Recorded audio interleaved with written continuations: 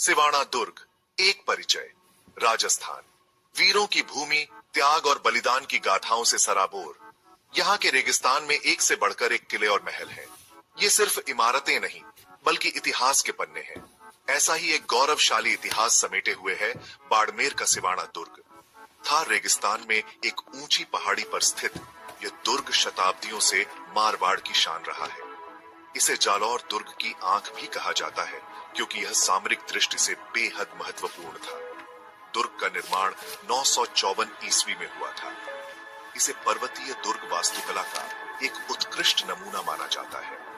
इसकी विशाल दीवारें, ऊंचे बुर्ज और रहस्यमय सुरंगें आज भी आगंतुकों को मंत्रमुग्ध कर देती हैं। सिवाना दुर्ग सिर्फ एक किला नहीं, बल्कि राजपूत वीरता, शौर्य और बलिदान का प्रतीक है।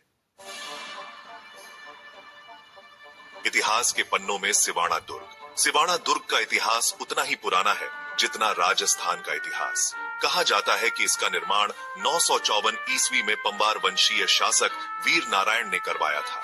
10वीं शताब्दी में यह परमार वंश के अधीन आ गया। इसके बाद चौहान, गुर्जर, प्रतिहार और फिर रावल शासकों ने इसे अपनी राजधानी बनाया।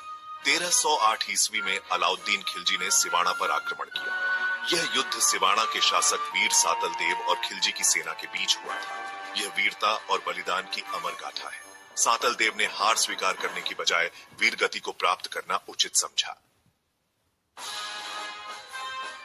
वीरों की धरती, शासकों का गौरव।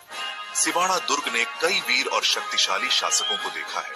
सातल देव के अलावा रावल मल्लिनाथ, राणा प्रताप के पुत्र अमर सिंह राठौड़ जैसे शासकों ने भी इस दुर्ग की गरिमा को बढ़ाया। रावल मल्लिनाथ ने सिवाना दुर्ग का पुनर्निर्माण करवाया और इसे और भी मजबूत बनाया। उन्होंने यहाँ कई मंदिरों और जल स्रोतों का भी निर्माण करवाया। अमर सिंह राठौड़ ने मुगलों से लोहा लेते हुए अपनी वीरता का परिचय दिया। 1570 ईस्वी में अकबर ने सिवाना पर आक्रमण किया। इस युद्ध में भी राजपूतों ने अदम्य साहस का परिचय दिया, हालांकि उन्हें पराजय का सामना करना पड़ा। यह सिवाना दुर्ग के इतिहास का एक महत्वपूर्ण अध्याय है।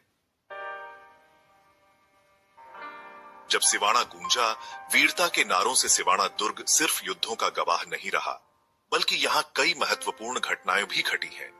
सन 1570 में अकबर के आक्रमण के बाद सिवाना मुगल शासन के अधीन आ गया। 17वीं शताब्दी में यह मारवाड़ के राठौड़ वंश के अधीन आ गया और तब से यह उनके पास ही रहा। आज सिवाना दुर्ग एक प्रमुख पर्यटन स्थल है। यहाँ हर साल हजारों पर्यटक आते हैं। दुर्ग के अंदर कई मंदिर, जलाशय और प्राचीन इमारतें हैं जो दर्शनीय हैं। सिवाना दुर्ग अतीत का दर्पण, भविष्य का प्रेरणा स्रोत। सिवाना दुर्ग सिर्फ एक ऐतिहासिक इमारत नहीं है, बल्कि यह हमें हमारे गौरवशाली अतीत की याद दिलाता है। यह हमें उन वीरों की कुर्बानियों की याद दिलाता है जिन्होंने अपनी मातृभूमि की रक्षा के लिए अपने प्राणों की आहुति दे दी। यह दुर्ग हमें एकता, साहस और बलिदान का संदेश देता है।